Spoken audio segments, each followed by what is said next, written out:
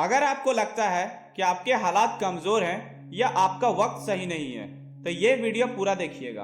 आपकी जिंदगी बदल जाएगी, आपकी सोच बदल जाएगी। आज मैं बात करने जा रहा हूँ उस महिला की जिनके 2 बच्चे और 1 बच्ची थी, लेकिन दोनों बच्चे जवानी में ही जिंदगी छोड़ के चले गए। जिनकी पति की भी मौत हो गई, जो अंदर से टूट चुकी थी लेकिन आत्मविश्वास खोने नहीं दिया।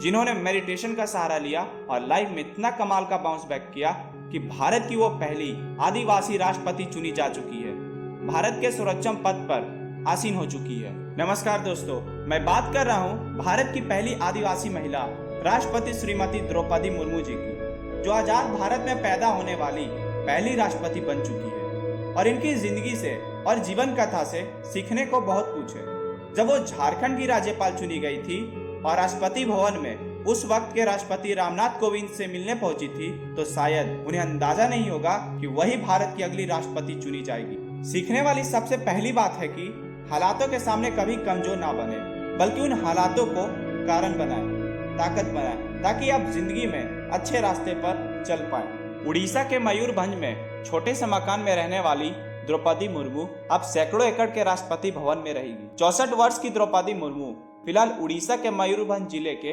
एक साधारण से घर में रहती है, लेकिन अब छोटे से घर से निकलकर दिल्ली में राष्ट्रपति भवन में रहेगी, जो 303 एकड़ के क्षेत्र में फैला हुआ है। द्रौपदी मुर्मू का जन्म 20 जून 1958 को मयूरभंज उड़ीसा में हुआ था और इन्होंने अपनी राजनीतिक जीवन में कई सफलता हासिल की है, लेकिन निजी जीवन में समय ने बार बार परीक्षा ली और एक बार ऐसा वक्त आया कि द्रौपदी मुर्मू डिप्रेशन में भी चली गई थी। ये बात 2009 की है, जब सिर्फ 25 साल की उम्र में उनके एक बेटे की असमय मौत हो गई थी और अपने बेटे की मृत्यु से इन्हें इतना गहरा सदमा लगा कि वो उस समय डिप्रेशन में चली गई थी और उसके बाद खुद को हिम्मत देने के लिए अध्यात्म का रास्ता चुना और ब्रह्मा कुमारी संस्था के साथ जुड़ गई। धीरे धीरे डिप्रेशन से बाहर आ ही रही थी कि 4 साल बाद वर्ष 2013 में एक सड़क दुर्घटना में उनके दूसरे बेटे की भी मृत्यु हो गई। उनके निजी जीवन में आई ये त्रासदी यही नहीं रुकी। 2013 में उनके दूसरे बेटे के मृत्यु के कुछ दिन बाद उनकी मां की भी मृत्यु हो गई और उसके बाद उनके भाई का भी देहांत हो गया। और इस तरह 1 महीने में द्रौपदी मुर्मू ने एक एक करके अपने कई सारे लोगों को खो दिया। और जब इन तमाम दुखों को पीछे छोड़कर जीवन में आगे बढ़ने की कोशिश कर ही रही थी कि अगले ही साल 2014 में इनके पति का भी देहांत हो गया। यानी धीरे धीरे उन्होंने सबको खो दिया। डिप्रेशन से बाहर आने के लिए अध्यात्म के साथ साथ योग करना शुरू किया। डिप्रेशन के खिलाफ लड़ाइयां लड़ी और तब तक इन्होंने लड़ाई लड़ी जब तक इसे हरा नहीं दिया। इसके बाद वर्ष 2015 में झारखंड की पहली महिला राज्यपाल नियुक्त हुई।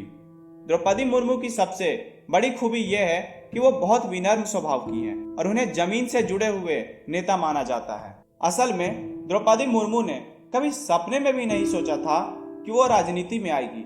वर्ष 1979 में भुवनेश्वर के रामादेवी महिला कॉलेज से ग्रेजुएशन की पढ़ाई पूरी करी। इसके बाद उनके करियर की पहली नौकरी एक क्लर्क के तौर पर थी।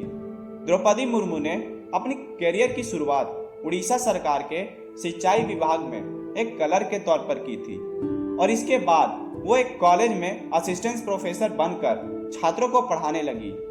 फिर इनके जीवन में एक टर्निंग पॉइंट आया। वर्ष 1957 में मयूरभंज से वार्ड पार्षद बनी। इसके बाद उन्होंने अपनी राजनीतिक जीवन में कभी भी पीछे मुड़कर देखा नहीं और वो 2 बार उड़ीसा से विधायक बनी और वर्ष 2000 से 2004 तक उड़ीसा के सरकार में राज्य मंत्री रही। फिर वर्ष 2015 में उन्हें झारखंड में राज्यपाल के दौर पर नियुक्ति हुई। द्रौपदी मुर्मू को विनम्र स्वभाव के होने के साथ साथ एक कड़क नेता भी माना जाता है। और आपको जानकर हैरानी होगी कि द्रौपदी मुर्मू पढ़ी लिखी है, सरकारी नौकरी कर चुकी है, शिक्षक रह चुकी है, विधायक रह चुकी है, मंत्री रह चुकी है और राज्यपाल रह चुकी है और वो जानती है कि क्या सही है और क्या गलत है। दोस्तों, उनका सफर हमें बताता है कि जीवन में सही रास्ते को चुनिए, उस पर चलते रहिए, एक ना एक दिन मंजिल मिल ही जाएगी।